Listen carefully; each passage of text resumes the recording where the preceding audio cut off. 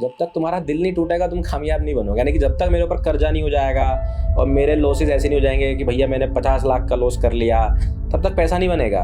वो फेज़ आता है, सबके साथ आता है। सर मैं आपको बताता हूँ कि मेरा बहुत लॉस हुआ करता था, मैंने इतने पैसे डुबो दिए, फिर मैं कर्जे में चला गया और फिर मैं वापस आया, फिर मैं जो है अचानक से अंबानी बन गया। काइंड ऑफ स्टोरीज यूट्यूब पे खूब चलती थी और इत्तेफाक से आज भी चल रही हैं। लेकिन ये लॉस बुक करना पेनफुल नहीं होता?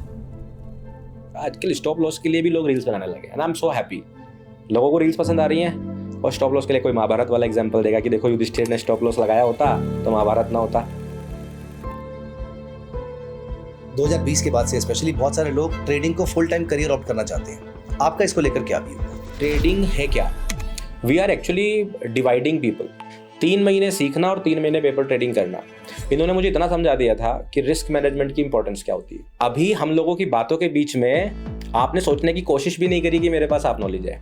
And exactly the same happens when we watch a YouTube video. Priyank पिछले 8 साल से स्टॉक मार्केट में एक्टिवली ट्रेडिंग कर रहे हैं and he is a SEBI registered research analyst also. आज वो स्टॉक मार्केट में technical analysis, derivatives, swing trading, intraday trading बहुत सारी चीजों पे महारत हासिल कर चुके हैं और वो सेबी रजिस्टर्ड रिसर्च एनालिस्ट होने के नाते वो अपने बहुत सारे क्लाइंट्स को ये अपनी रिकमेंडेशन शेयर करते हैं। आप एसएमसी को भी बहुत ज्यादा फॉलो करते हैं, स्मार्ट मनी कॉन्सेप्ट को बहुत ज्यादा फॉलो करते हैं, तो एक बार आप हमारे व्यूअर्स को बताना चाहेंगे क्या होती है एसएमसी का पूरा कॉन्सेप्ट और कैसे ये डाउ थ्योरी से डिफरेंट है? इसको हम वैलिडेट कैसे कर सकते हैं कि ये बात सही है या सुनने से तो बहुत सही लग रही है मुझे ये वाली बात, लेकिन इसको वैलिडेट कैसे करें? चलिए मैं आपको बहुत ही अपना बढ़िया एक प्रेडिक्शन से बता देता हूँ जो सक्सेसफुल हुई।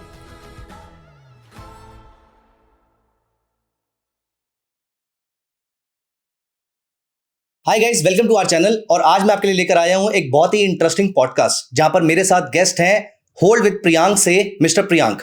The most interesting part is कि इस पॉडकास्ट में मैं कोशिश करूंगा कि आपके साथ उनके थ्रू कुछ स्ट्रेटजीज लेकर आ पाऊं, इंट्राडे ट्रेडिंग, स्विंग ट्रेडिंग, जो भी आपको वो बहुत अच्छे तरीके से सिखा पाए वो मैं आपके साथ शेयर करने की कोशिश करूंगा। सबसे पहले मुझे जितना आपके बारे में मालूम था, मैंने आपको टीवी पे देखा है, आप बहुत सारे टीवी चैनल्स पे देखने को मिलते हैं, बहुत सारे पैनल डिस्कशंस के पार्ट होते हैं, बहुत सारे इवेंट्स में देखने को मिलते हैं, लेकिन ये आपकी जर्नी पिछले 8 साल की कैसे स्टार्ट हुई? स्टॉक मार्केट में कैसे आना हुआ? क्या आपने ग्रेजुएशन के बाद ही स्टॉक मार्केट में एंट्री ले ली थी या फिर कुछ और इंटरेस्टिंग मायने हैं इस जर्नी के? तो प्लीज एक बार शेयर कीजिए हमारे साथ। Thank you so much sir, मुझे बड़ा अच्छा लग रहा है आपसे बात करके। और मेरी तो जर्नी बहुत छोटी है और आपकी जर्नी इतनी लंबी है, तो आपको तो हम बहुत टाइम से देखते आ रहे हैं। Thank you. सो अच्छा लग रहा है आपके साथ बातें करके और मैं बिल्कुल कोशिश करूंगा कि मेरी कुछ बातों से जो हमारे व्यूअर हैं उन लोगों को कुछ हेल्प मिल सके उनके ट्रेडिंग जर्नी में। वैसे कायदे में अगर आप मेरे एजुकेशन पे जाएंगे तो बोलेंगे फाइनेंस में कहाँ से आ गए। I am a graduate from mechanical engineering. Oh wonderful. So after that obviously I pursued my own dreams. So मैं जॉब पे नहीं गया, आई गॉट प्लेस्ड, वही बेसिक टीसीएस कॉलेज से placement. But later on I started looking for my options कि मैं अपने आप से क्या कर सकता हूँ। छोटा सा मन में था एक कि यार अपने लिए कुछ करके देखते हैं पहले, क्योंकि सर मेरा ऐसा मानना है कि जब आप अपने कह सकते हो 20 से 30s वाली लाइफ में होते हो ना, so this is the only time where you can risk at max. बिल्कुल सही बात है। उसके बाद क्या होता है कि आपके साथ आपके फैमिली के रिस्पॉन्सिबिलिटीज लगातार बढ़ते जाते हैं, फिर आप वो रिस्क नहीं ले सकते उतने खुले मन से। सो आई न्यू कि I started very early. Fortunately my parents took me to school at a very early age. Okay. And when I completed my BTech, I was just 20. Oh. Even my 21st birthday came after my graduation. So I had time. I knew it कि मैं अगर 2-3 साल अपने try मार के देखता हूँ और कुछ नहीं भी हुआ तो कुछ बुरा नहीं हो जाएगा. So I tried और अच्छी बात यही रही कि कुछ हुआ नहीं 2-3 साल, ठीक है, बट उस 2-3 साल से सीख कर फिर कुछ अच्छा होने लगा. और मेरा अपना एक स्टार्टअप था जो आई स्टार्टेड इन 2017 और मैं वो बहुत अच्छे से कर रहा था. एंड बट उसी बीच में क्या हुआ, मेरे एक फ्रेंड बेंगलोर से मुझे कॉल करके बोलते हैं कि भाई बिटकॉइन खरीदा क्या. मैंने कहा बिटकॉइन खरीदा क्या? अब ये दोनों ही चीज़ें मुझे समझ नहीं आ रही थी, ना तो बिटकॉइन समझ में आ रहा था ना खरीदा क्या समझ में आ रहा था. सो ही सेड कि यार एक बहुत बढ़िया चीज़ आई है गोल्ड की तरह. सो मैंने तो कभी गोल्ड ही नहीं खरीदा था. तो मैंने कहा चलो ठीक है, लेकिन घर में सब जानते थे गोल्ड, तो सब जानते थे, कह रहा उसकी तरह है, इसे खरीदो और इसके प्राइसेस बढ़ जाते हैं और फिर इसे बेच दो तो पैसा बन जाता है. और अब काम अच्छा चल रहा था तो मेरे पास पैसे भी थे. सो आई सेड कि ठीक है भाई ट्राई करके देख लेते हैं, कुछ 60-70-80 हज़ार रुपये लगाने में कुछ जा तो रहा नहीं है. एंड ही सेड कि ठीक है चलो करते हैं, और मैंने उसको खरीद लिया. ये 2017 कुछ अगस्त की बात थी और बस ऐसे खरीद लिया. ट्रेडिंग का कुछ नहीं पता था, खरीद के रख लिया. उसी ने मुझे हेल्प किया सब कुछ करने में और मैंने रख लिया. और सर जैसा दोस्त की राय होती है कि दोस्त ने आपको कुछ करने को बोला है, 99% स्टोरीज में क्या होता है कि वो पैसा डूब जाता है। मेरे केस में उल्टा हुआ और वो पैसा 3-4 गुना हो गया। सो 2017 में बिटकॉइन का बुल रन आया था and I got the perfect entry. मतलब जो आपकी सबसे बढ़िया एंट्री हो सकती थी वो आपको मिल गई कि लाइक 3-4 महीने में पैसा आपका 3-4 गुना हो जाए। और वो बहुत ही अनएक्सपेक्टेड बात थी। और अब मुझे पता भी नहीं है कि बेचना है, उसे क्या करना है, मैं बस देखे जा रहा हूँ, खुश हो जा रहा हूँ, पैसा बढ़िया है, बढ़ रहा है। And so he called me कि भाई इसको अब निकाल दे दिसंबर में। और मैंने ऑलमोस्ट टॉप पे एग्जिट कर दिया और मेरे पास रुपए अब अच्छे खासे हो गए। ये वो वाली रैली है जहाँ पर बिटकॉइन ने पहली बार $50,000 टच किया था? नहीं सर, ये उससे भी पहले है। ये वो जब बिटकॉइन पहली बार $20,000 के अच्छा right. So I bought round at जब वो $3,000-4,000 के आसपास था। अच्छा। और वो 20,000 तक गया था। अब मुझे एग्जैक्टली याद नहीं मैंने 17 पे बेचा कि 16 पे बेचा, बट मुझे इतना पता है कि वो मेरा पैसा लगभग 3.5 से 4 गुना हो गया था। ठीक है, अब पैसा आ गया। अब जो है उसने बोला कि ठीक है, अब इसको ऐसे ही जब ये सस्ता होगा बाई कर लेना और महंगा हो जाना। लेकिन अब वो वहाँ पे वो वाली स्टोरी सबकी तरह की मैं तो अपने आप से करके देखूंगा। फिर मुझे मेरे एक और फ्रेंड मिले, पंकज, उन्होंने मुझे बोला कि भाई जो है प्रियांक, मैं बिटकॉइन जानता हूँ, पता है तुम्हें बिटकॉइन क्या होता है? ट्रेडिंग करते हैं। अब मुझे तो पता था बिटकॉइन क्या होता है और मैंने तो उसे पैसा भी बना लिया था। सो आई सेड कि हाँ मैंने सुना तो है। वो कोई बताता नहीं ना, उस टाइम पे ऐसा ही होता था, जनरली बताते नहीं थे। तो वो बोला कि मैं बिटकॉइन ट्रेडिंग सीख रहा हूँ और आपको भी सीखना चाहिए। सो फिर मैंने उन्हें बताया, मैंने कहा अगर सीखने वाली बात है तो चलो ठीक है। तो मैंने बोला कि ऐसा ऐसा हुआ है। वो खुश हो गया। उसके बाद बिटकॉइन नहीं थे, वो बस ट्रेडिंग सीख रहा था। उसके बाद पैसा नहीं था, पैसा मेरे पास हुआ। तो हम दोनों ने प्लान बनाया कि चलो इस पैसे से ट्रेडिंग करते हैं, पैसा बढ़ाते हैं।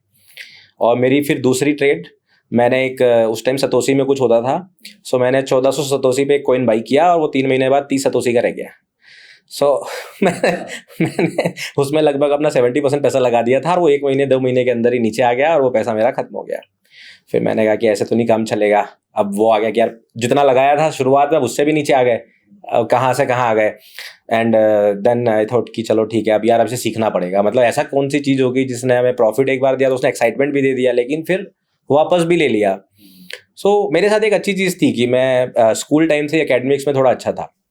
Even in +2 I got like first rank in my district.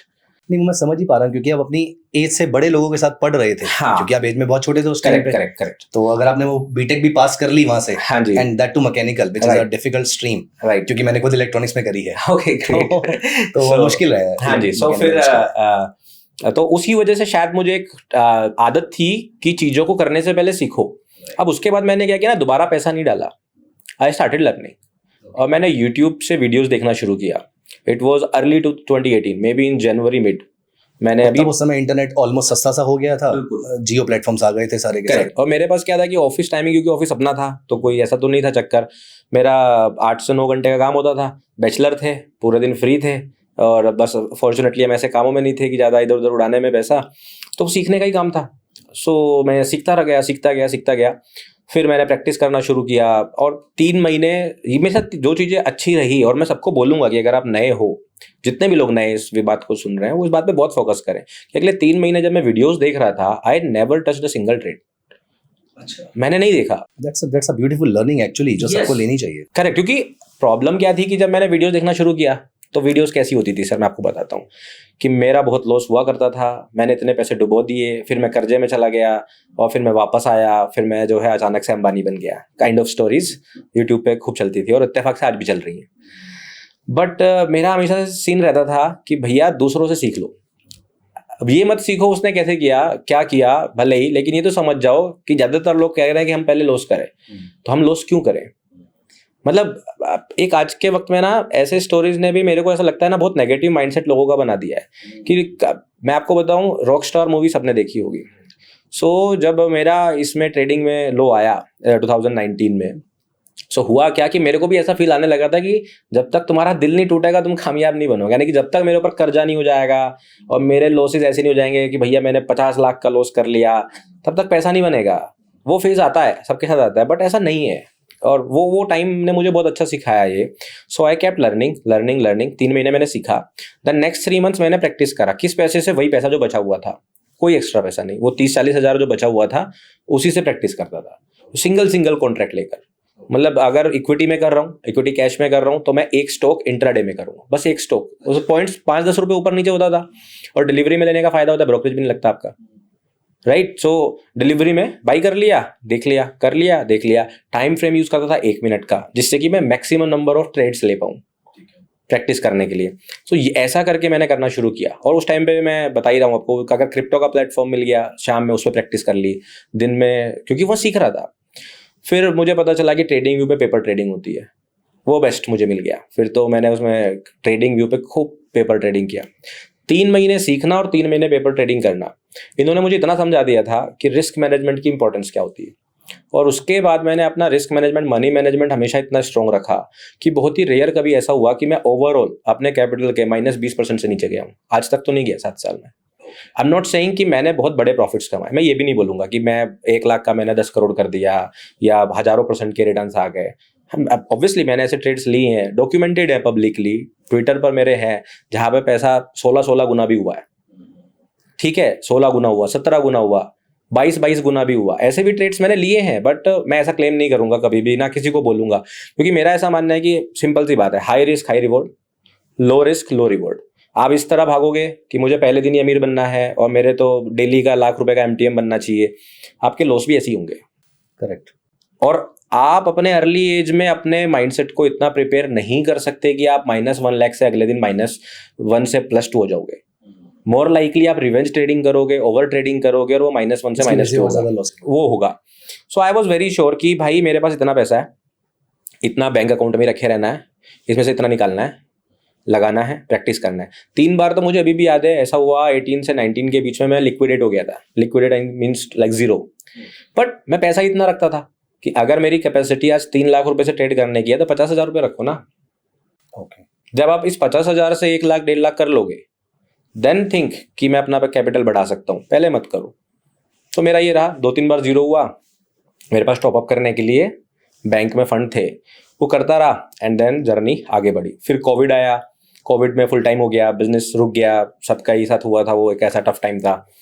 और वहाँ पे आप कह लीजिए कि मैं बहुत थोड़ा सा लकी रहा। वैसे तो कोविड का टाइम ऐसा रहा कि जो लोग सुन रहे हो सकता है सब लोग दुखी भी हों उस बात से, बट मेरे लिए वो टाइम थोड़ा सा लकी रहा। मैं थोड़ा सोशल मीडिया प्रेजेंस बना पाया, ट्विटर पे एक्टिव हुआ, और मैंने वहाँ पे अपने नॉलेज शेयर करना शुरू किया, अपने रिसर्च को वहाँ पब्लिश करना शुरू किया, लोगों ने फॉलो करना शुरू किया, तो वो अच्छा टाइम था। तो कोविड वाज फैंटास्टिक। मतलब मैंने अपने खुद के बिजनेस में इतना नहीं जनरेट किया था जितना मैंने कोविड टाइम में ट्रेडिंग से कर लिया। अच्छा, ये आपने उस समय इंट्राडे ट्रेडिंग फॉलो करी? हाँ, इंट्राडे एंड स्विंग। मेरा फंडा हमेशा से क्लियर था कि मैं जब भी ट्रेड देखने जाता हूँ, मैं किसी भी स्क्रिप्ट में कर रहा हूँ, वो स्टॉक होगा, वो इंडेक्स होगा, आई नेवर लुक कि मेरे को अगर आज इंट्राडे है तो इंट्राडे ही करना है। I always look at the setup. मुझे समझ में आना चाहिए प्राइस क्या कर रहा है। अगर मुझे ये क्लियर हो रहा है आज कि भाई निफ्टी इस प्राइस से इस प्राइस पर जाएगा, अब वो मुझे डेली चार्ट से पता चल रहा है, और डेली चार्ट में मैं कॉन्फिडेंट हूं कि मार्केट यहां से यहां जाने के चांसेस मेरे हिसाब से सबसे ज्यादा है। Correct. So I will not look for intraday. Why would I? मैं अपने सेटअप को क्यों बिगाड़ूंगा? व्हाट पीपल यूजुअली डू कि इससे आज ही पैसा कमा लो। तो you mean to say that you are open to changing the time frame. आपके लिए मार्केट का एक व्यू है, वो व्यू इंट्राडे में होगा, स्विंग में होगा, उससे मैटर नहीं करता है हमारे लिए। मुझे अपने सेंटीमेंट को या मुझे अपने जो मार्केट में मेरी प्रेडिक्शन लग रही है मुझे उसको फॉलो करना है। करेक्ट। ओके, बिल्कुल। देखिए मैं आपको बताऊं, जो पब्लिकली डॉक्यूमेंटेड डेटा है मैं सिर्फ वही बोलूंगा सर। आज जो नहीं पब्लिकली मैंने कभी डिस्क्लोज किया वो नहीं करेंगे। एज अ आरए मुझे भी क्रेडिबल रहना है कि मेरी कोई बात अगर मैं बोल रहा हूँ वो सच हो। सो जैसे मैं आपको टाटा मोटर्स का एग्जांपल दूंगा। अच्छा, यहाँ पर प्रियंक एक बार आगे बढ़ने से पहले जी सर, आप प्लीज एक बार, ऑब्वियसली हम यहाँ पर नीचे डिस्क्लेमर तो डालेंगे ही, बट आप भी एक बार व्यूअर्स को बता दीजिए कि आप जिस भी स्टॉक की रिकमेंडेशन या जिस भी स्टॉक के बारे में बात कर रहे हैं वो रिकमेंडेशन की फॉर्म में नहीं लिया जा सकता। Correct sir. सो सबसे इंपॉर्टेंट चीज सबके लिए जानना जरूरी है कि पहली बात तो मैं अभी यहाँ पर कोई रिकमेंडेशन नहीं दे रहा हूँ। मैं जो बातें आपको बता रहा हूँ वो पास्ट में हो चुकी हैं, पब्लिकली डॉक्यूमेंटेड है, इसीलिए मैं आपको बता रहा हूँ। और तीसरी और इम्पॉर्टेंट चीज है, हमेशा ध्यान रखिए कि मार्केट में अगर आप कभी भी पैसा लगाने का सोच रहे हो, किसी को भी सुनकर, चाहे वो रिकमेंडेशन को भी सुनकर, तो रिस्क हमेशा आप ही का होता है, वो सामने वाले के ऊपर लायबल नहीं होता। तो इसलिए सोच समझ कर ही मार्केट के अंदर इन्वेस्ट करें या लगाएं। राइट। ठीक है सर। सो टाटा मोटर्स का जैसे मुझे पता चला 400 रुपये पे था 2022 में, मुझे वीकली चार्ट समझ में आया कि ये तो यहाँ से 1150 जाएगा। 405 रुपये पर 1150, पहला टारगेट 600, दूसरा टारगेट 950, तीसरा टारगेट 1150, 3 टारगेट्स, दैट्स इट। अब 2022 से लेके 2024 तक हर हफ्ते का मेरा काम था टाटा मोटर्स का वही टारगेट अपडेट करना लोगों के लिए। अच्छा। और मार्केट का भाई देख लीजिए 1172 के आसपास होगा। अच्छा, और 1150 जिस दिन हिट किया, आई सेड कि it's done and now we will look it around 600 और आई थिंक 605 के आसपास का बॉटम है। सो अब मुझे वहाँ पे वीकली पे पता चला। ये सारी चीजें आपने ट्विटर पे भी मेंशन? हाँ सर, ओपनली मेरे ट्विटर अकाउंट पे सारा डिटेल, मैं उसके बारे कुछ बोल ही नहीं रहा हूँ। अच्छा, मैं ऐसा कोई, मैं बोलने के लिए और शेखी मारने के लिए भी मैं कुछ बोल सकता हूँ। ज़्यादातर लोग सर ऐसा बोलते हैं मैंने 50 लाख का 5 करोड़ 5 दिन में कर दिया। ठीक है, कोई हिसाब नहीं उसका, कोई रिकॉर्ड नहीं है। अब आप इतने क्रेडिबल हैं, अब सोचिए जैसे यार कोई व्यूअर है, वो यहाँ पे बैठ के देख रहा है कि हिमांशु सर बोल रहे हैं और हिमांशु सर प्रियांक से बात कर रहे हैं। सो एक्चुअली में उसे क्या होता है कि प्रियांक जो भी बोल रहा है कहीं ना कहीं आपकी भी क्रेडिबिलिटी जुड़ी होती है। तो मैंने देखा कई बार यूट्यूब पे आके लोग बोल देते हैं और एक आदमी बस आंख बंद करके विश्वास कर लेता है कि वो सच है। But I don't like it कि जो चीज प्रैक्टिकली आप नहीं प्रूव कर सकते उस पर क्यों बोलना है। ऐसे तो मैं बोलूंगा मैं कल चांद घूम के आया था, है ना। So that is very clear. So अब ये चीज जो मैं किया वीकली चार्ट पे किया, उसी तरह से बहुत सारे स्टॉक्स के बारे में मैंने बोला इंट्राडे में कि भाई ये यहाँ से यहाँ जाएगा। तो मैं इंट्राडे के लिए भी ओपन हूँ, स्विंग के लिए भी ओपन हूँ और मैं long term mid term trades के लिए भी ओपन हूँ। क्योंकि सर मेरा मानना ये है, ट्रेडिंग है क्या, we are actually dividing people. अब जैसे कि अगर आप एक इन्फ्लुएंसर को देखोगे, वो अगर इंट्राडे ट्रेडिंग करता है, ही विल क्लेम कि इंट्राडे ट्रेडिंग से बढ़िया कुछ नहीं है। Right, but the statement should be कि मेरे लिए इंट्राडे ट्रेडिंग से बढ़िया कुछ नहीं बिल्कुल है। सही बात बताइए। This is a very small difference. Absolutely. और ये एक देखने वाले आदमी के माइंड में नहीं जाता। वो जो आपने स्मॉल सेंटेंस आपने छोड़ दिया, वो उसे परेशान कर देता है। कोई बोलेगा कि स्विंग ट्रेडिंग से बढ़िया कुछ है ही नहीं, but it's not like that कि स्विंग ट्रेडिंग में लॉस नहीं होते भाई, सब में होते हैं। अब आजकल कमेंट्स आ रहे हैं, मार्केट इस तरह की चल रही है कि जो है ऑप्शन ट्रेडिंग सबसे बर्बाद चीज है। आजकल लोगों को लगता है कि पैसा सिर्फ इक्विटी में है, इक्विटी कैश करो, लॉन्ग टर्म इन्वेस्टिंग करो तभी पैसा है। तो अगेन वो किसी एक इंसान के लिए है और आपको अपना जगह देखना सबसे इंपॉर्टेंट होता है कि आपके लिए क्या जरूरी है। तो मैं तीनों चीजों के लिए बहुत ओपन रहता हूँ, स्विंग ट्रेडिंग, स्कैल्पिंग 2 से 3 दिन वाली और इंट्राडे, मैं तीनों ही करता हूँ। यूजुअली लॉन्ग टर्म बहुत कम करता हूँ, बहुत लिमिटेड ट्रेड्स करता हूँ। काइंड ऑफ जो फ्यू ट्रेड्स मैंने करी हैं वो डॉक्यूमेंटेड है। मैं ऐसा नहीं बोलता कि भाई 5 साल बाद इस स्टॉक के साथ ये होगा, that is not my expertise yet, so I will not ask you to do that as well. अब मैंने जो पोजीशंस ली रखी हैं 3 साल पहले, जब वो 5 साल में यानी कि ऐसे 2 साल बाद मेरा टारगेट कंप्लीट कर देंगी, then I will come and say Himanshu sir अब लॉन्ग टर्म ट्रेडिंग भी मेरा फोटे है। हाँ, सिंपल सा फंडा है। So that's how it is कि मुझे तो ये समझ में आना चाहिए ट्रेडिंग क्या है। ट्रेडिंग का सिंपल कंसेप्ट है, सस्ता बाई करो महंगा बेचो, दैट्स इट। आप एक मार्केट में जाइए, नॉर्मल ट्रेडिशनल मार्केट में जाइए, एक दुकानदार से मिलिए जो अच्छा होलसेलर होगा। वो कभी आपको ये नहीं बोलेगा कि मैं सामान को 3 दिन के लिए खरीदता हूँ कि 5 दिन के लिए खरीदता हूँ कि 3 महीने के लिए खरीदता हूँ। वो तब खरीदता है जब सस्ता है और तब बेचता है जब महंगा है। So I am similarly like that. मुझे इंट्राडे सेटअप मिला तो I am intraday trader that day. You are more interested in price compare to the time. Exactly sir, exactly sir. अगर मेरे को पता है यार ये सस्ता है और 5 दिन बाद महंगा होगा और मैं इसे खरीद सकता हूँ, तो मैं क्यों इंट्राडे में टक्कर मारूंगा भाई, मैं खरीद के बैठ जाऊंगा 5 दिन। सर दैट्स हाउ एक्चुअली, क्योंकि पॉइंट है कंसिस्टेंसी। आप ये मत सोचिए बड़ा प्रॉफिट बनाना है, आप ये सोचिए आप छोटे प्रॉफिट को कितनी बार बना सकते हो। This is the game. Marathon ये है कि आप धीरे धीरे कितना लंबा दौड़ सकते हो, ये नहीं है कि आप स्प्रिंट कितना तेज कर सकते हो। प्रियंक जी, यहाँ पर मेरा एक क्वेश्चन है, जैसे आपने टाटा मोटर्स का एग्जांपल दिया, आपने कुछ और स्टॉक्स के भी एग्जांपल दिए। यहाँ पर ये एक्सपर्टीज आपको लाने में 7-8 साल के आसपास लगे। अब ये चीज़ सीखी भी जा सकती है, तो अगर कोई बिगिनर है तो वो इस लेवल पे कैसे पहुंच सकता है? मैं ये तो नहीं पूछूंगा आपसे कि आपने उस स्टॉक में ऐसा क्या देखा था, अगर आप वो बताना चाहें तो उससे अच्छा तो कुछ हो नहीं सकता है। लेकिन हो सकता है कि कुछ ट्रेडर्स के पास अपने कुछ सीक्रेट मंत्रास होते हैं, वो हो सकता है आप ना बताना चाहें। लेकिन अगर कोई बिगिनर ऐसी स्किल को सीखना चाहता है तो वो कैसे कर सकता है इस चीज़ को? बिल्कुल सर, बहुत अच्छा पॉइंट आपने बोला। और वैसे ऐसा मेरा कोई स्किल नहीं जो मैं सीक्रेट रखता हूँ, मैं तो बहुत ओपन हूँ। और यूट्यूब पे मुझे आए हुए कुछ 8 महीने ही हुए हैं। सो जितने लोग मुझे यूट्यूब पे भी फॉलो करते हैं वो सब लोग ये जानते हैं कि प्रियांक के मन में जो होता है वो बता देता है। And I make live videos, mostly live, not like मैं ट्रेडिंग लाइव करता हूँ। जो भी मैं वीडियो बनाता हूँ, सो हम लाइक अगर मुझे 15 मिनट की वीडियो बनानी है, मैं 15 मिनट ओपन करता हूँ कैमरा, मैंने बोला और उसको सीधा अपलोड कर दिया, no editing required. So I am very open to it. और मेरा मानना भी ये है कि क्योंकि मैंने भी सर कहीं ना ट्विटर, यूट्यूब, टेलीग्राम और बुक्स इन्हीं से सीखा है। So it's my responsibility. और मेरा एक एथिक है कि भाई अगर तुम्हें किसी को सिखाना है तो पूरा सिखाओ या सही सिखाओ, अधूरी जानकारी मत दो। आप सोचिए सर, मैं आपको बोल दूं, मान लीजिए हिमांशु सर कि आप मेरे साथ मान लीजिए हम स्काई डाइविंग करने गए, ठीक है, आप और मैं दोनों प्लेन में हैं और मैं आपको बोल दूँ बिना पैराशूट के कूद जाओ, आप कूद जाओगे? नहीं कूदोगे। मैं आपको बोल रहा हूँ मैं 5 करोड़ रुपए दूंगा, कूद जाओगे? नहीं कूदोगे ना। आपने देखो 5 करोड़ का लॉस कर दिया क्योंकि प्लेन शुरू नहीं हुआ था, वो जमीन पे था। अच्छा, तो आप कूद सकते थे। This is called half knowledge, क्योंकि मैंने आपको पूरी बात बताई नहीं। और अभी हम लोगों की बातों के बीच में आपने सोचने की कोशिश भी नहीं करी कि मेरे पास हाफ नॉलेज है। And exactly the same happens when we watch a YouTube video. यही होता है हमारे साथ। हम लोग कभी सोचने की कोशिश नहीं करते कि इस 10 मिनट के वीडियो के बाहर भी दुनिया है, और इस 10 मिनट के वीडियो के बाहर भी बहुत सारे ऐसे फैक्टर्स हैं जो मेरे ट्रेड को अफेक्ट कर सकते हैं, and I must know it. So मेरा ये मानना है कि आप बताओ तो पूरा बताओ। So again that comes to the Tata Motors again. So Tata Motors बड़ा सिंपल सा है sir. I just use the market cycle, और जितने भी लोगों को मार्केट साइकिल सीखना है they must follow Charles Stowe 1900, आज से 125 साल पहले।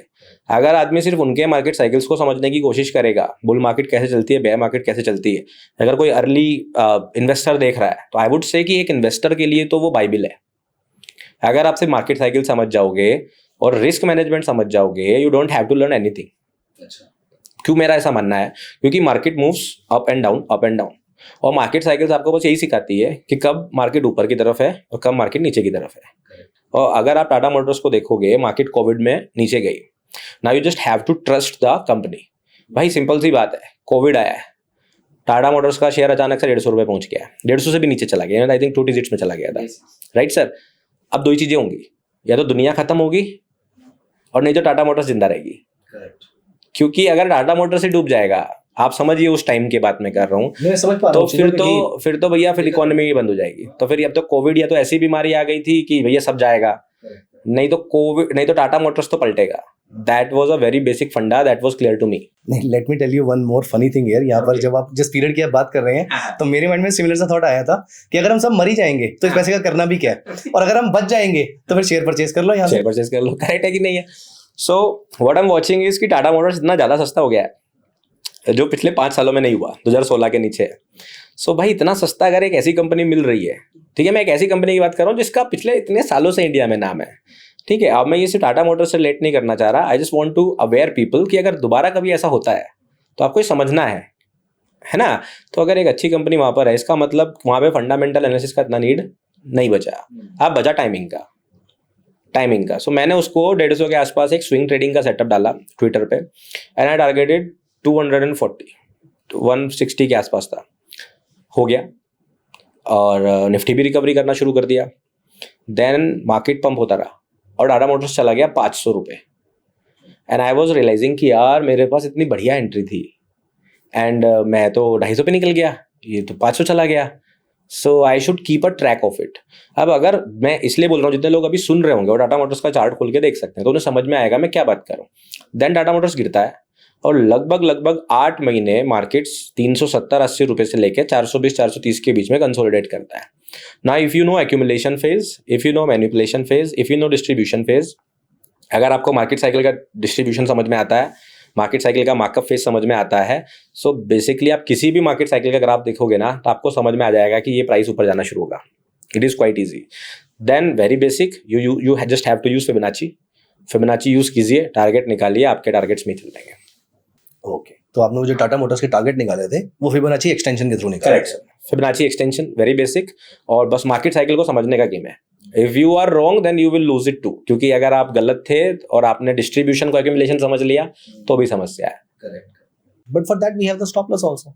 ट्रू, वो बात और है कि लोग स्टॉप लॉस लेते नहीं है, हाँ, क्योंकि वो फिर टाटा मोटर्स के नाम से स्टिक करके रख जाएंगे कि कंपनी तो अच्छी है ही। सर स्टॉप लॉस नहीं लेते। इस बात पे मैं आपको, जैसे इतने सारे मीम आजकल आ गए हैं, देखो सोशल मीडिया पे ना, it's you can say dual edge sword, ये आपको दोनों तरफ पहुंचा सकती है। It's up to you how to use it. आजकल स्टॉप लॉस के लिए भी लोग रील्स बनाने लगे, and I am so happy, लोगों को रील्स पसंद आ रही हैं। और स्टॉप लॉस के लिए कोई महाभारत वाला एग्जांपल देगा कि देखो युधिष्ठिर ने स्टॉप लॉस लगाया होता तो महाभारत ना होता। Correct, right. और ऐसे कितने सारे एग्जांपल हम लोग देखते हैं कि जहाँ पे स्टॉप लॉस की नीड है, लेकिन लोग स्टॉप लॉस लगाते नहीं है। मैं उसका एक छोटा सा रीजन बताऊंगा साइकोलॉजी का, क्यों नहीं लगाते हम लोग। क्योंकि सर हम लोग ना ट्रेडिंग में हमेशा ना प्लान करके आते हैं प्रॉफिट, हम लोग अपना लॉस कभी प्लान करके नहीं आते। और जो चीज़ मैं अपने जर्नी से आपको बता रहा था कि मैंने कभी कोशिश भी किया ना, तो भी मैं अपना, अगर मेरा 15% लॉस मुझे पोर्टफोलियो में दिख रहा है ना, I will exit everything and will sit down for 1 month. ये 15% आपने अपने लिए नंबर निकाला हुआ है? Yes sir. अच्छा, क्योंकि सर मैं तो फुल टाइम ट्रेडर हूँ ना, मैं ऐसी मेच्योरिटी नहीं कर सकता कि मेरा पैसा 50% डाउन जा रहा है। मैं अगर ऐसी मेच्योरिटी करूंगा तो मैं तो जिंदगी भर टेंशन में रहूंगा कि मेरे पैसे का क्या होगा। सो दैट इज 15%। अब आप सोचिए, बैंक्स, म्यूचुअल फंड्स, ये सब लोग टारगेट करते हैं अगर हम 12% का रिटर्न दे रहे हैं तो हम आपको पता नहीं क्या दे रहे हैं। सो जब जो आदमी 20-50 सालों से ये काम कर रहे हैं वो लोग इससे ज़्यादा नहीं सोच रहे हैं, मैं क्यों सोचूं? लेकिन ये लॉस बुक करना पेनफुल नहीं होता? वही बता रहा हूँ सर, मैं हमने लॉस प्लान ही नहीं किया ना, तो हमें बुक करने की आदत ही नहीं है। अब देखो, मैं इसका छोटा सा एग्जांपल आपको बताता हूँ कैसे लोग तैयार कर सकते हैं, क्योंकि इस बारे में ज़्यादा बात करेंगे क्यों नहीं करते, वो सबका अपना अलग रीज़न हो सकता है। मैं बताऊंगा, इसको भी टच करूंगा पॉइंट को। सबसे आसान तरीका ये है कि मैं हर एक ट्रेड को लॉटरी का टिकट समझता हूँ। आप हर एक ट्रेड को लॉटरी का टिकट लॉटरी का टिकट समझते हैं। अब आप सोचिए, मैं आपको बोल रहा हूँ सर चलिए लॉटरी का एक टिकट खरीदते हैं। वो लॉटरी का अमाउंट कितना भी हो, आपका मान लीजिए 1000 रुपये का लॉटरी का टिकट है, आपने एक खरीदा, मैंने एक खरीदा। अब चाहे लॉटरी लगे चाहे ना लगे, क्या ये 1000 रुपये वापस आएगा? नहीं आएगा ना। सो जब मैं ट्रेड लेने जाता हूँ, सो मैं उसको समझता हूँ कि भैया इसके लिए लॉटरी का टिकट खरीदना है, इसकी एक फीस होगी, वो फीस पहले डिसाइड कर लो मैं कितना पे कर सकता हूँ। और मैं आपको ओपनली कह रहा हूँ, यहाँ पे जितने लोग बैठे हैं, अगर मैं आपको लॉटरी में ऑप्शन देता ना, हिमांशु सर एक टिकट 100 रुपये का है, 1000 का है, एक 10,000 का है, 1 लाख का है, तो 95% लोग, यहाँ पे 99 नहीं बोल रहा हूँ, मैं स्टैंडर्ड डेविएशन लगा रहा हूँ ठीक है, पूरा मैथमेटिक्स स्टैटिक्स के साथ मैं रहना चाहता हूँ, तो 95% लोग जो रहेंगे ना, वो 1000 और 10,000 वाला चुनेंगे। अच्छा, 100 रुपये में सोचेंगे यार बहुत ही कम हो रहा है, 1000 लगा लेते हैं, और 10,000 में कुछ लोग चले जाएंगे, ठीक है, पर 1 लाख को सोचेंगे यार बहुत ही ज्यादा हो रहा है। सो 95% लोग क्या सिलेक्ट करेंगे? 1000 से 10,000 रुपये, और उनको ये बात क्लियर है कि ये पैसा जाएगा, ये तो वापस नहीं आएगा, चाहे लॉटरी मिले चाहे नहीं मिले। Similarly you have to plan your loss एक ट्रेड में जाने से पहले, कि भाई इस ट्रेड का मेरा रिस्क कितना है। अगर ये ट्रेड में मेरा स्टॉप लॉस इतना दूर है तो इतना दूर होने पर मेरा कितना लॉस होगा। अगर आपने ये प्लान कर लिया, देयर इज नो वे कि आप ट्रेडिंग में लॉस में रहोगे। There is no way, unless you want to. Intentionally आप अगर लॉस में जाना चाह रहे हो, अपनी कोई आदत नहीं बदलना चाह रहे हो, तो अलग सीन है। आपको बस ये प्लान करना है कि ये ट्रेड मेरा है, इस ट्रेड में इससे ज़्यादा लॉस मेरे को नहीं लेना। अभी आंख बंद करके नहीं करना है, आप स्ट्रेटजी बनाइए।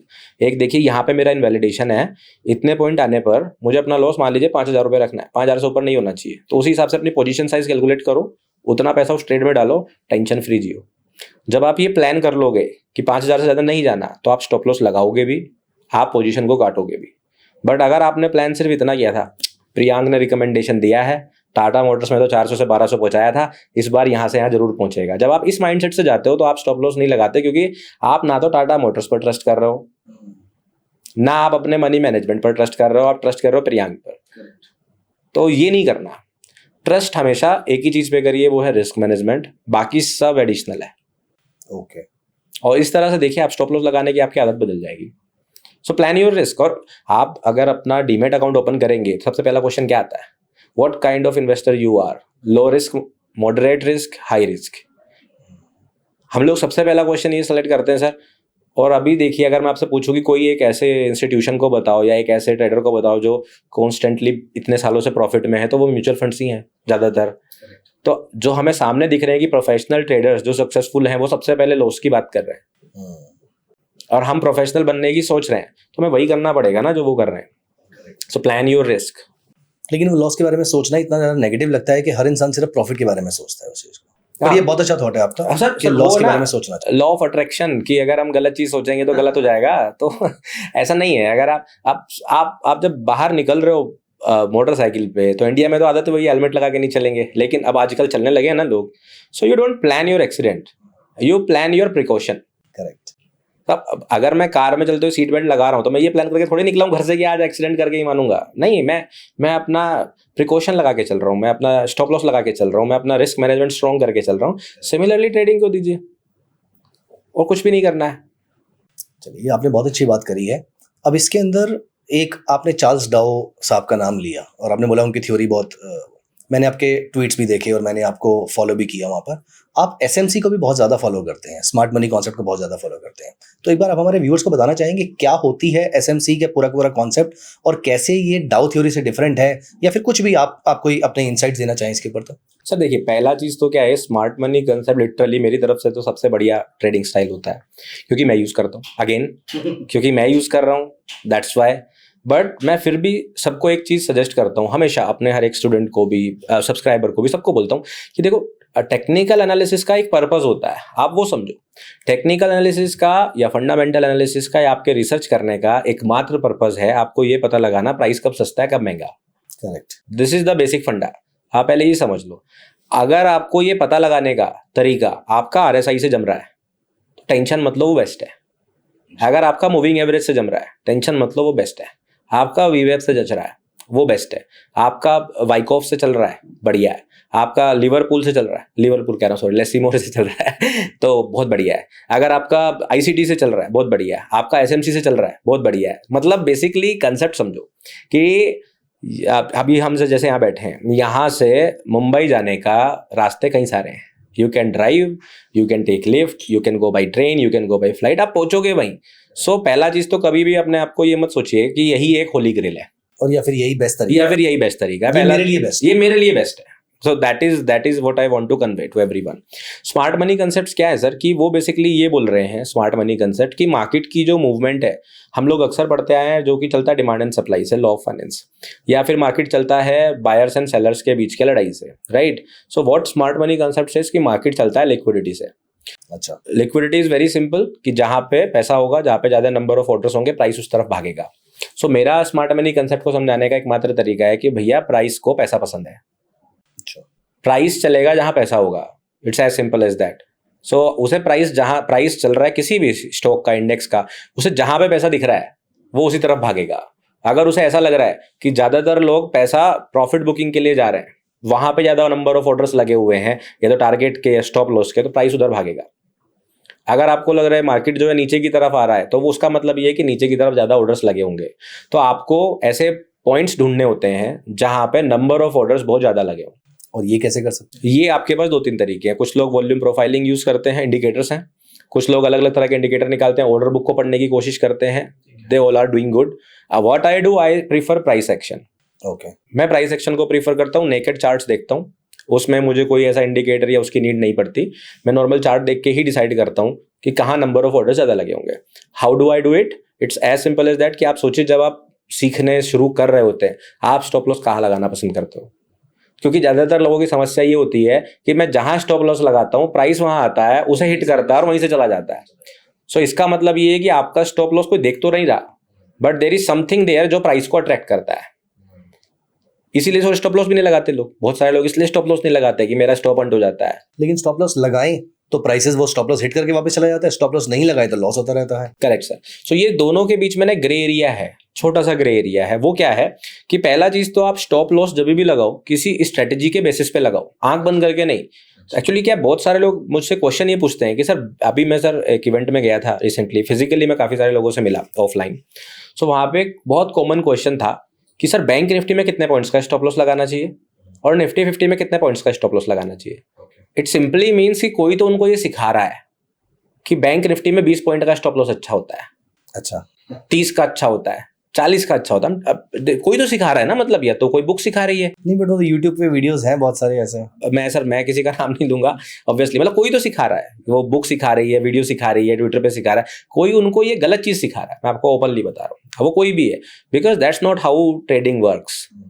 आपकी एक स्ट्रेटेजी होती है कि भाई मेरी ये वाली स्ट्रेटेजी में इस लेवल को मैं अपना स्टॉप लॉस कंसीडर करता हूँ। राइट, तो स्टॉप लॉस कितने पॉइंट्स का हो, स्टॉप लॉस डायनामिक चीज है एक, वो करेक्ट सर, वो कोई फिक्स नहीं है, वो स्टैटिक नहीं है, राइट। वो हर एक सेटअप में अलग अलग हो सकता है।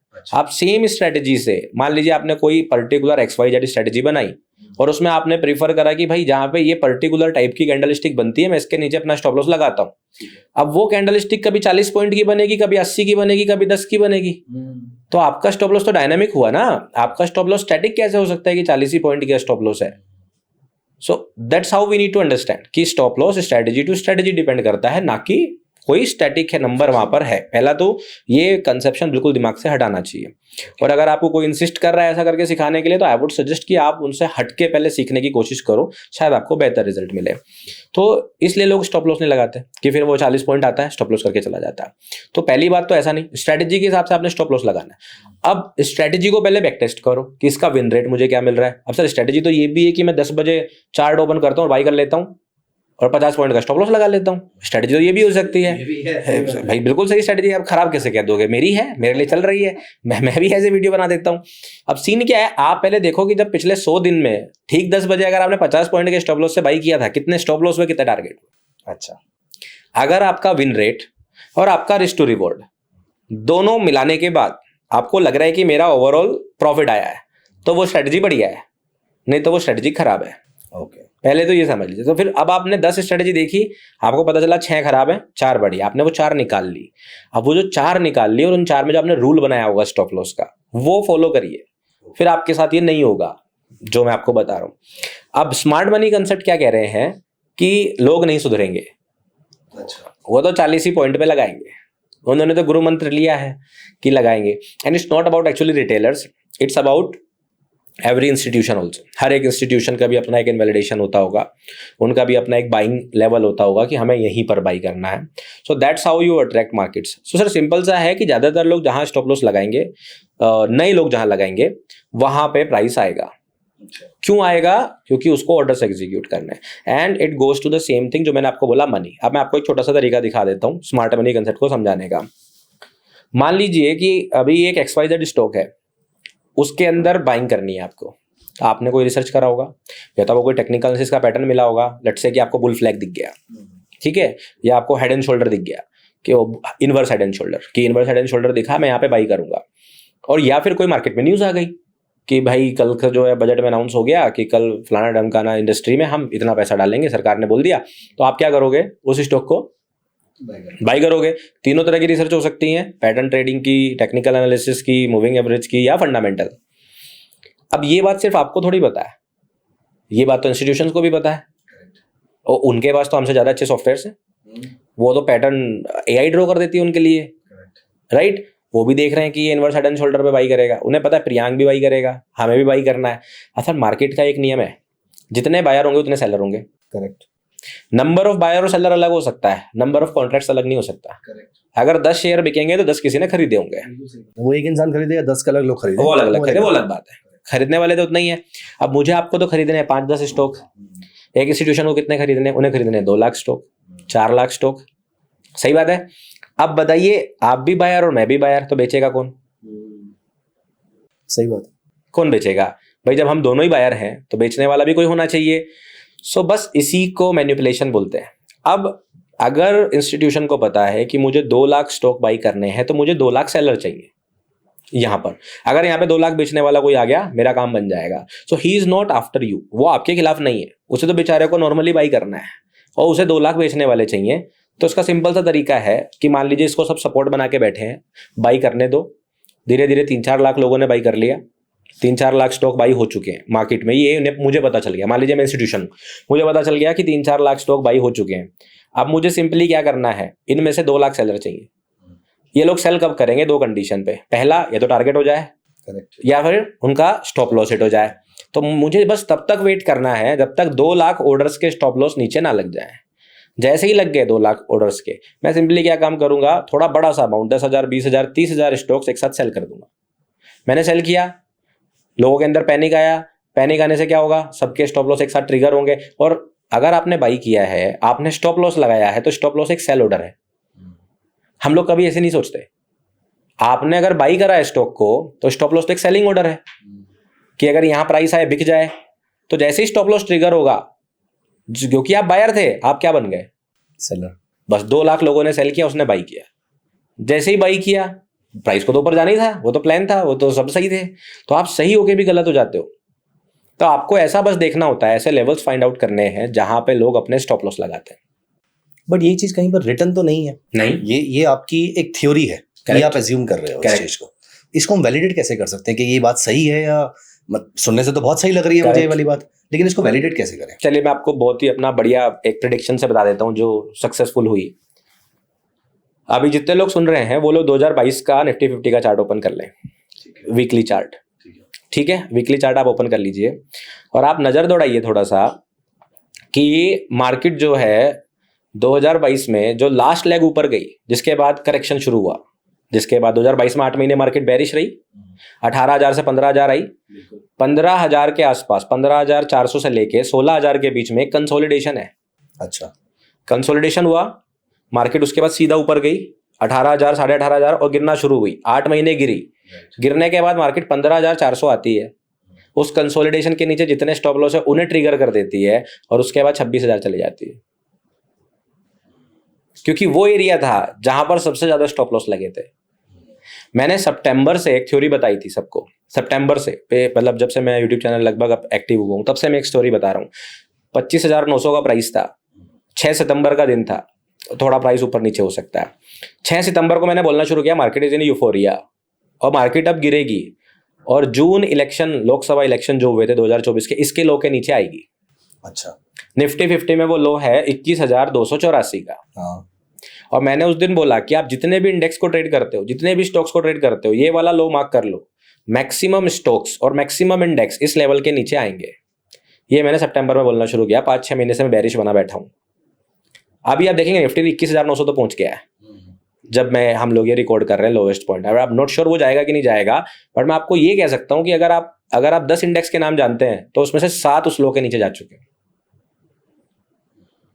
आप जाके देख लीजिए क्यों आए वहीं पर, क्योंकि इलेक्शन से पहले 3 महीने मार्केट साइडवेज थी, उसके बाद, हाँ बिल्कुल सही बात है आपकी, याद आ रहा है आपको, मार्केट बिल्कुल साइडवेज थी 3 महीने, सबको क्लियर नहीं हो रहा था कि गवर्नमेंट कौन सी बनेगी और मार्केट उस हिसाब से रिएक्ट करेगी। करेक्ट। उसके बाद एक गवर्नमेंट बनती है, कोalition की बनती है, बहुत ड्रामा होता है ऊपर नीचे 2 दिन, और उसके बाद मार्केट एकदम तेजी से भागना शुरू करती है।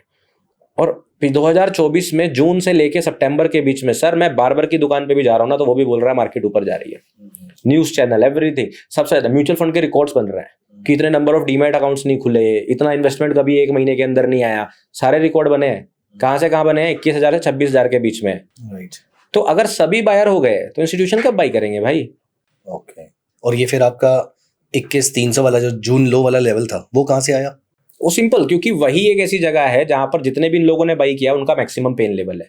अच्छा, वो वहां पे लोग लिक्विडेट हो जाएंगे, क्योंकि उनके अकॉर्डिंग रैली वहां से शुरू हुई थी, उसके नीचे वो स्टॉप लॉस लगाना शुरू कर देंगे, लगाना शुरू यहाँ कर पर वो देंगे। लोग बेचेंगे और वहाँ पे कोई इंस्टीट्यूट। सर आप एक बेसिक नए इन्वेस्टर का मुद्दा क्या होता है, मैंने जमीन अगर 10 लाख रुपए में खरीदी, 1 साल बाद अगर वो 10 लाख में बिक रही है तो वो हमेशा एक स्टेटमेंट बोलता है कि मेरा कोई लॉस नहीं हुआ, मैंने जितने में खरीदी थी उतने में बेच दी। क्योंकि वो कभी नहीं देखता इन्फ्लेशन से आपका पैसा का परचेसिंग पावर कम हो गया था, आपका लॉस हो चुका है, आप टाइम कॉस्ट आपकी जा चुकी है, अपॉर्चुनिटी कॉस्ट जा चुकी है, बट उसे ऐसा लगता है मैंने जमीन 10 में खरीदी, 10 में बेच दी, मेरा लॉस नहीं हुआ, कम से कम लॉस तो नहीं हुआ। राइट। 9 लाख में बेच दे तो वो टेंशन में आ जाता है, कहता है मेरी तो बहुत ही गलत इन्वेस्टमेंट मेरा हो गया, राइट। अब आप सेम चीज स्टॉक मार्केट में लेके आइए, एक आदमी जिंदगी में पहली बार लगाता है 1.5 साल पहले, तो 1.5 साल हो गया इस बात को, ठीक है, 1.5 साल पहले वो पैसा लगाता है और अब आप सोचिए 1 साल बाद उसे पता चल रहा है मैंने जितना पैसा लगाया था उससे भी कम हो गया, कैसा लगेगा उसे? एफडी बढ़िया थी, वो डायलॉग है ना 3 इडियट्स का, अब्बा कहते थे तो एफडी सही थी। हाँ। तो बैंक की एफडी बढ़िया थी, कम से कम 7% रिटर्न तो देती। तो वो एक ऐसा लेवल है जहां पर मैक्सिमम लोग पेन में चले जाएंगे, अच्छा, मैक्सिमम लोग स्टॉप लॉस वहां लगाएंगे, अपने पोजीशंस को लिक्विडेट कर देंगे, and that will be the best time to buy for जैसे आजकल बोल रहा है ना FIIs बाई करने आ रहे हैं कि नहीं आ रहे हैं, तो वो बेस्ट एरिया है। बट मेरे ख्याल से this should not be scene, मैं अपनी तरफ से भी यहाँ पर बोल रहा हूँ, प्रियांक ने तो बोला ही था अभी, लेकिन मैं भी अपनी तरफ से बोल रहा हूँ कि जो भी ये बात हो रही है यहाँ पर, हमें नहीं पता ये पॉडकास्ट आपके सामने कब आएगा, हमें नहीं पता उस समय मार्केट का लेवल क्या चल रहा होगा, but this should not be seen as a recommendation to buy और सेल समथिंग, क्योंकि ये चीज उनके अकॉर्डिंग सही है, जैसे कि आपने खुद ही बताया ये चीज आपके अकॉर्डिंग सही है, और ये सारी चीजें मैं पास्ट में ऑलरेडी अनाउंस कर भी चुका हूँ, उनके ऊपर अपडेट्स भी कर चुका हूँ, so that's why this recommendation is from past, this is not the current लेकिन रिकमेंडेशन। इनमें से कुछ लेवल अभी तक नहीं आए हैं, तो ये भी हो हाँ, सकता तो है इसलिए वो डिस्क्लेमर जरूरी हो जाता है। जेन्युइनली हम ऐसा फील भी करते हैं कि जरूरी नहीं है कि जो लेवल मेरे लिए सही है वो लेवल किसी और के लिए भी सही होगा, क्योंकि हो सकता है मैं एक लेवल पे परचेज करने के बाद उसमें 10% और डाउन साइड देख सकता हूँ, क्या पता मैंने स्टैगर्ड में बाई करना हो, लेकिन कोई इंसान वहां पर उधार लेकर बाई कर लेता है। सो कोई चीज अगर सही है तो मेरे लिए सही है। हर इंसान को अपने लिए उसकी ट्रेडिंग और उसकी टेस्टिंग कर लेनी। देखिए, मार्केट के फैक्टर्स को हमें हमेशा समझना चाहिए। जैसे मैं भी आपको एक लाइव एग्जांपल बताता हूं, तो क्यों कोई सही नहीं हो सकता। जैसे हम बात कर रहे थे कि इंस्टीट्यूशंस मोर लाइकली सही होते हैं, लेकिन अभी 2021 का अगर हम देखें यूएस मार्केट का कितना बढ़िया एग्जांपल था गेम स्टॉप का। आप सोचिए, गेम स्टॉप का स्टॉक जो गेमिंग वीडियो गेम्स बनाता था, सो हेज फंड्स ने अनाउंस किया कि हम इस पे शॉर्ट पोजीशन में बैठे हैं अराउंड 2020 एंड में, और जनवरी के शुरुआत में कुछ प्राइस भी कितना चल रहा था, आई थिंक $20 के आसपास चल रहा था, $17-18। एंड दे सेड कि ये कंपनी बिल्कुल जीरो हो जाएगी, काइंड ऑफ हिंडनबर्ग रिसर्च जैसे बोल रहे थे अदानी स्टॉक्स को, वैसे ही कि ये जीरो हो जाएगी और हम सब शॉर्ट में बैठे हैं।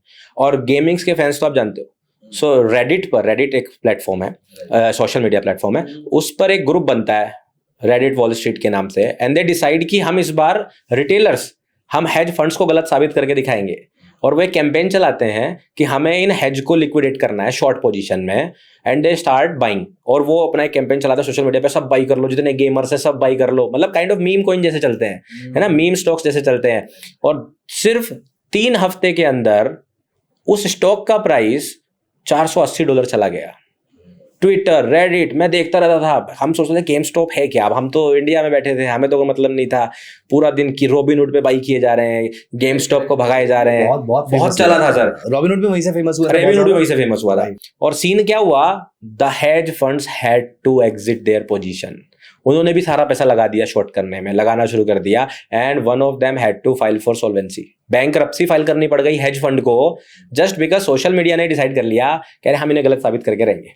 सो लेवल्स तो सर किसी के भी सही गलत हो सकते हैं, और सोचिए सोशल मीडिया में हो सकता है कि भाई कोई आपको बोल रहा है ये लेवल है, और कोई एक ग्रुप सोशल मीडिया का लग जाए। अब हो सकता है कि आपको एक रेप्यूटेड रिसर्च एनालिस्ट, एक फंड मैनेजर, या फिर एक पूरा प्रॉपर रिसर्च कंपनी, बहुत फेमस कंपनी आपको बोले ये स्टॉक हम यहाँ देख रहे हैं, तो वो देख रहे हैं, आपको कहाँ देखना है आपका एनालिसिस। करेक्ट। यहाँ पर प्रियांक एक क्वेश्चन आता है, फॉर एग्जांपल अगर मुझे आज एसएमसी पढ़ना शुरू करना है, सो हमारे प्लेटफॉर्म पे ऐसे बहुत सारे व्यूअर्स हैं जो बहुत लंबे टाइम से हमारे साथ जुड़े हुए हैं थैंकफुली, और टेक्निकल सीखा है, डेरिवेटिव सीखा है, रेंको, पॉइंट एंड फिगर, ये सारे वीडियोस हमारे चैनल पे अवेलेबल हैं। लेकिन अगर मुझे यहाँ पर आईसीटी सीखना है या एसएमसी कॉन्सेप्ट सीखने हैं, तो कहाँ से शुरुआत करी जाए इसको पढ़ने की, क्या चीज़ हम पढ़ सकते हैं वहाँ पर, कोई ऐसे टॉपिक हैं जो आप बता सकते हैं इसके अंदर? सर सबसे बढ़िया टॉपिक्स आप इसके लिए पढ़ सकते हो वर्ड लिक्विडिटी को। अब लिक्विडिटी वर्ड बहुत वाइड टॉपिक है फाइनेंस में, अगर आप इसको एज आप समझ लीजिए कि फंडामेंटल टर्म्स में जाएंगे तो लिक्विडिटी का मीनिंग पूरा बदल जाएगा। अगर आप टेक्निकल एनालिसिस के टर्म्स में जाओगे तो इसका कंसेप्ट बिल्कुल बदल जाएगा, ठीक है। प्लस एसएमसी क्या है, बहुत रीसेंट का टॉपिक है, हाँ, उतना पुराना नहीं है जितना पुराना टेक्निकल्स है, कि आपको इसके लिए बहुत ज्यादा डेटा या बुक्स मिल जाएंगी, ऐसा नहीं है, बहुत लिमिटेड लोग हैं और अलग अलग तरीके से चलते हैं, इसके अंदर भी डिबेट चलती है। एवरीवन इज लाइक हॉकिंग की भैया ये मेरा कंसेप्ट है, ये मेरा कंसेप्ट है, every creator comes and says SMC मेरा कंसेप्ट है, it's not like that. I think one of the person जिन्होंने एसएमसी कंसेप्ट का एक्चुअल में बेस बनाया, या जिनके कंसेप्ट के ऊपर सबने एसएमसी ड्राइव करे, ही इज लैरी विलियम्स।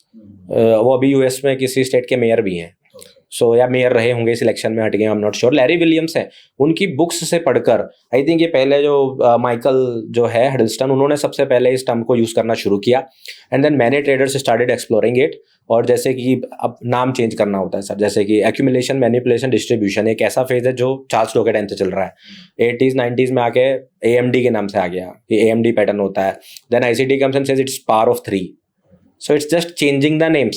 सो अगर आप बिल्कुल फंडामेंटल्स में जाना चाहते हैं तो you can go and follow Larry Williams, it's as simple as that. YouTube पे videos available, I am not sure sir, but books हैं इनकी, 3 बुक्स हैं इनकी, तो वो अवेलेबल हैं इंटरनेट पर, आप वो लेके पढ़ सकते हो।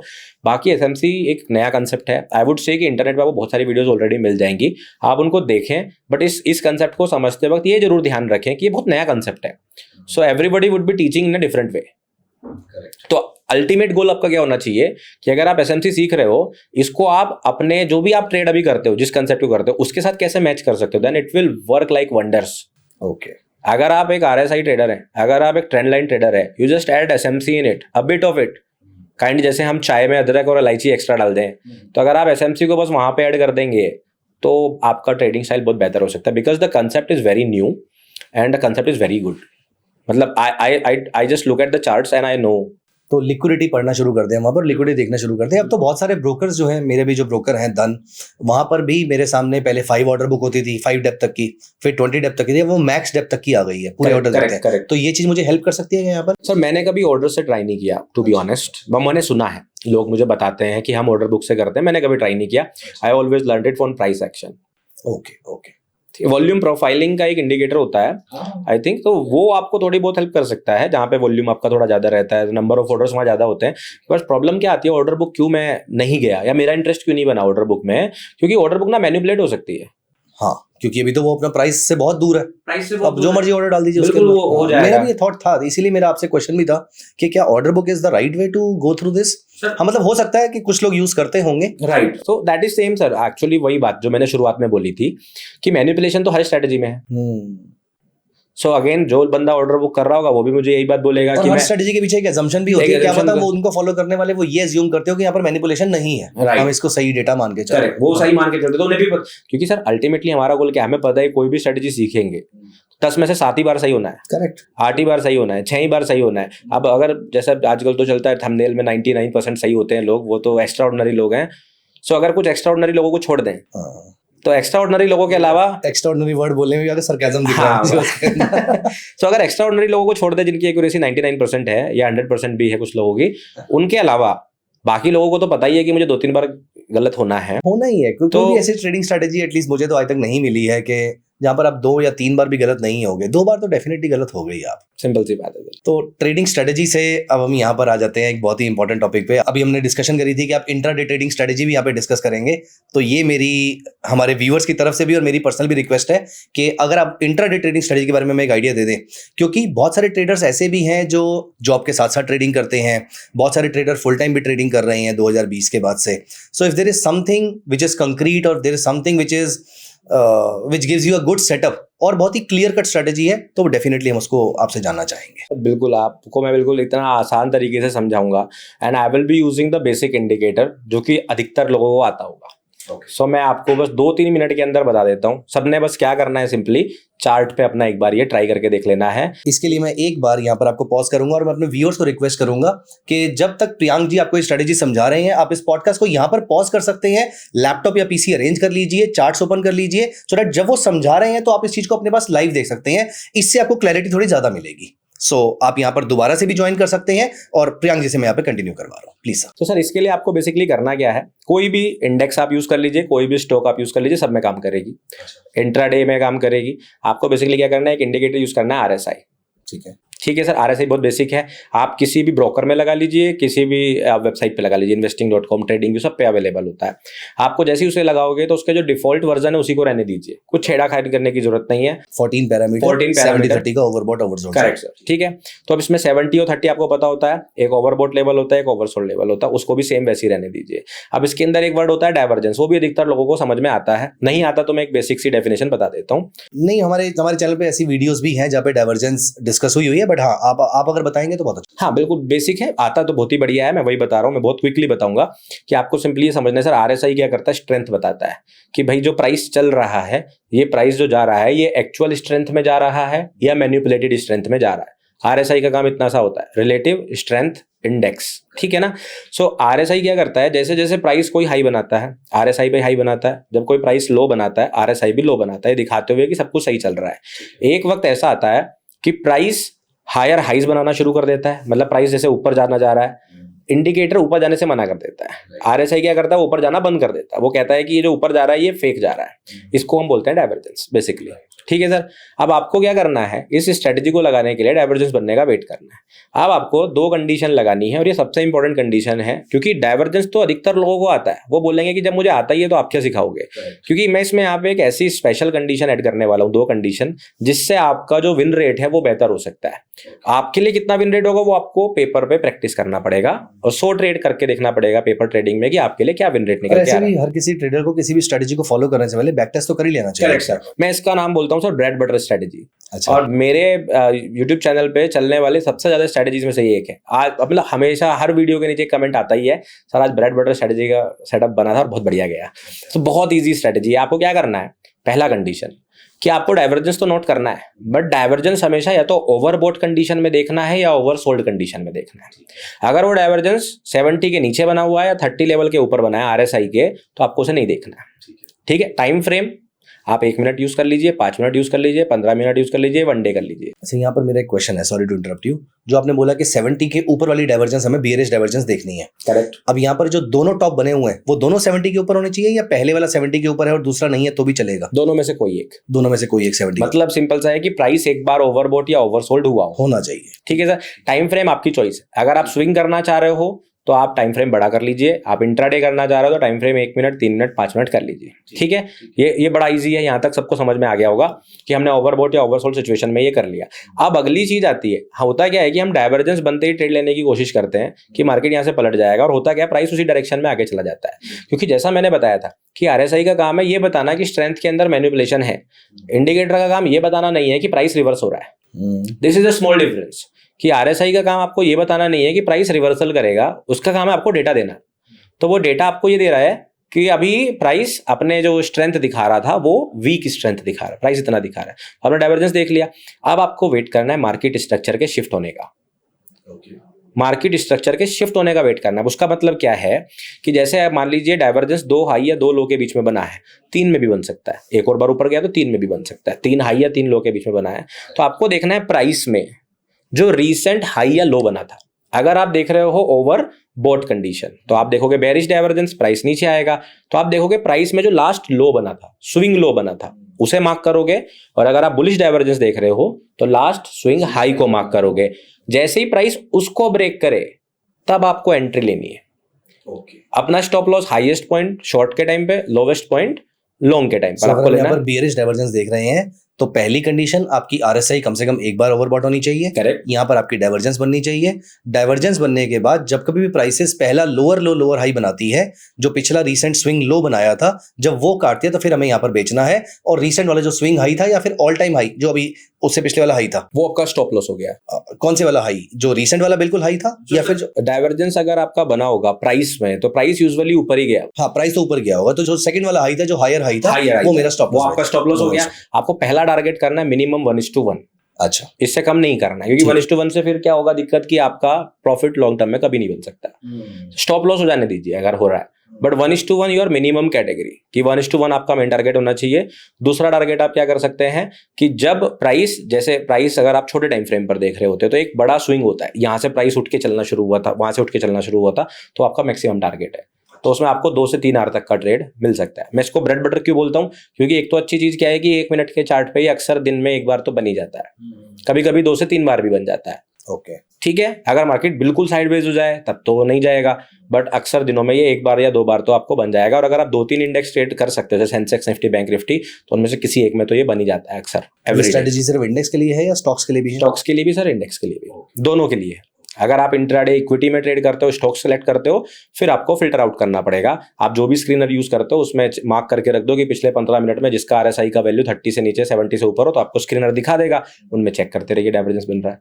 ओके ओके, तो बस इस तरह से आपको ट्रेड करना है। This is very basic strategy, और अगर कोई आके देखना चाहे तो मेरे यूट्यूब चैनल पर ये स्ट्रेटजी है ही सर।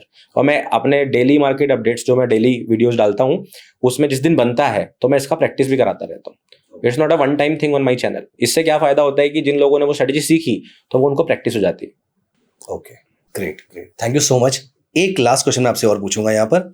एल्गो ट्रेडिंग का बहुत चलन है आज की डेट के अंदर। Where do you see algo trading going forward? आप अपनी ट्रेडिंग में एल्गो यूज करते हैं, नहीं करते हैं, या फ्यूचर में उसको इंकलकेट करने का प्लान कर रहे हैं, नहीं कर रहे हैं? आपका क्या थॉट है algo trading? Sir, algo trading को एक्चुअली मैं पिछले 4-5 सालों से जानता हूँ। अच्छा, ठीक है। और एल्गो ट्रेडिंग के लेकर मेरा हमेशा से एक कंसेप्ट पहले भी रहा है, वो आज भी सेम है कि everybody should include it as soon as possible, even you take time.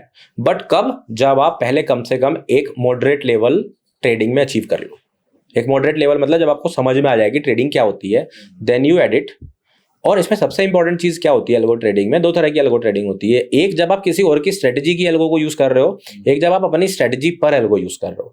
So what I prefer is कि आपकी अपनी स्ट्रेटजी की एल्गो होनी चाहिए, या फिर एल्गो जिस स्ट्रेटजी पर बनी है वो स्ट्रेटजी का प्रो कॉन्स लिमिटेशन सब कुछ आपको पता होना चाहिए, प्रैक्टिस में होना चाहिए। owning that strategy, और otherwise Correct. you should know all the intricacies of that strategy. Correct sir. अगर आप उस स्ट्रेटेजी को नहीं जानते हो तो इवन एल्गो ट्रेडिंग में मैंने जो है अधिकतर लोगों को वही सेम रेशियो निकल के आएगा जो नॉर्मल ट्रेडिंग में होता है, कुछ नहीं बदलने वाला, क्योंकि हर एक स्ट्रेटेजी हर एक मार्केट में नहीं चल पाती। And if you know your strategy कि एल्गो में कौन सी स्ट्रेटेजी चल रही है, आपको स्ट्रेटेजी समझ में आती है, then you can make changes with time. आपको पता है कि अभी क्या चलेगा, अभी मुझे अपने एल्गो को रोक देना चाहिए कि नहीं रोक देना चाहिए, आज की मार्केट में उसे अप्लाई करना चाहिए कि नहीं करना चाहिए।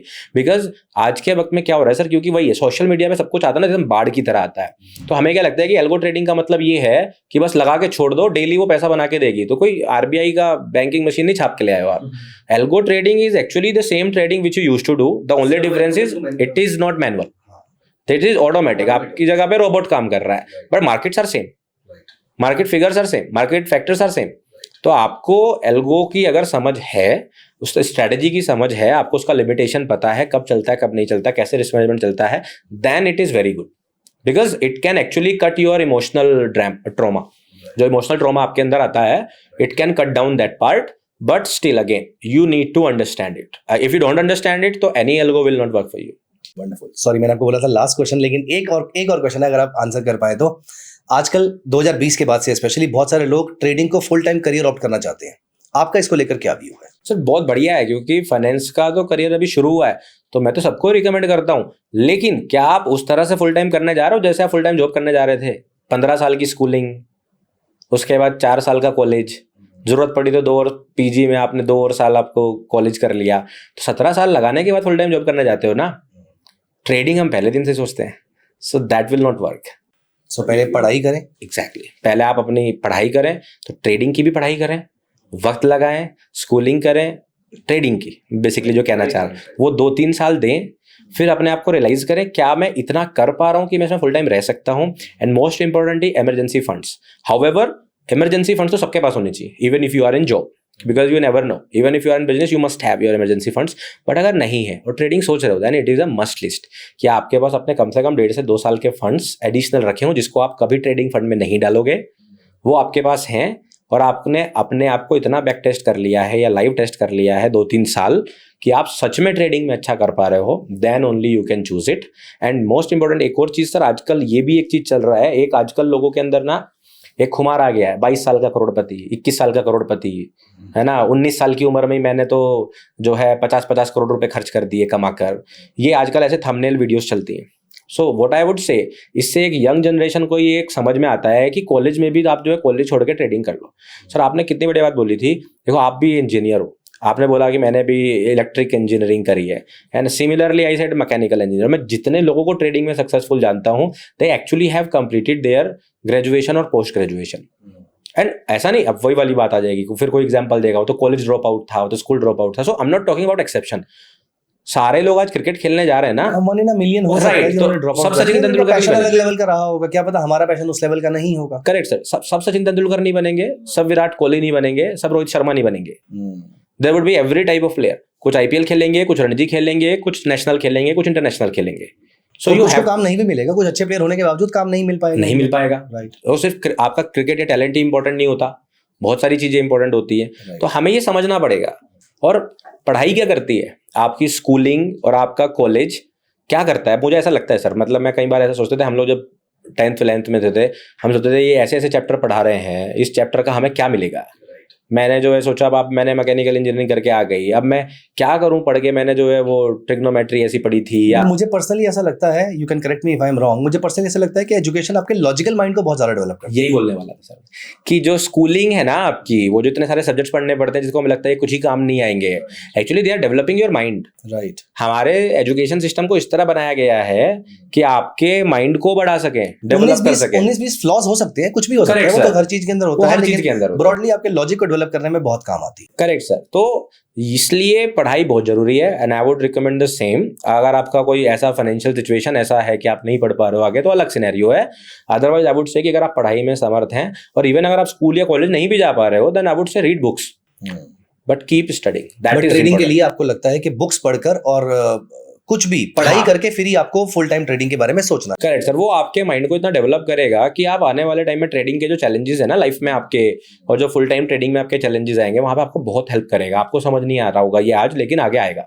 बिल्कुल सही बात है। तो आपने बहुत सारी विजडम वाली बातें हमारे साथ करी हैं। मुझे पता नहीं है कि आपकी एज कितनी है, लेकिन बहुत छोटी एज में आप इतनी सारी विजडम वाली, इतनी सारी डीप बातें आपने करी हैं हमारे साथ। Thank you so much and thank you so much for your time. मतलब ये टाइम हमारा कब बीत गया मुझे पता भी नहीं चला है, और आप बोलते बहुत अच्छा है and I am very sure कि हमारे व्यूअर्स को आपके चैनल से भी बहुत ज़्यादा फायदा होने वाला है। And thank you so much for giving your time. आप सभी लोगों को भी thank you so much. You are here till the end of the podcast. आपके माइंड में स्ट्रेटजी को लेकर या फिर प्रियांक जी से कोई भी अगर और क्वेश्चन है, बिहेवियरल एस्पेक्ट्स को लेकर, ट्रेडिंग को लेकर, फुल टाइम ट्रेडिंग ऑप्ट करनी चाहिए नहीं करनी चाहिए, एसएमसी कॉन्सेप्ट्स को लेकर, टेक्निकल एनालिसिस को लेकर, कोई भी आपके माइंड में क्वेश्चन है जो आपको लगता है कि हमने स्टार्ट किया लेकिन हम डेविएट हो गए बातों के अंदर, आप वो वाले सारे क्वेश्चंस भी कमेंट सेक्शन में डाल सकते हैं। We will be very happy having all your questions. और ये मैं आपको प्रॉमिस करता हूं कि आपके जो भी क्वेश्चंस प्रियांक जी के लिए होंगे, मैं उनसे स्पेशली टाइम लेकर मैं आपके साथ उसका आंसर जरूर शेयर करूंगा। हमारी पूरी टीम है जो इस चीज के ऊपर आपके लिए लगी रहती है at all points in time. So thank you so much to all our viewers and thank you so much specially Priyank ji. Thank you so much sir, thank you.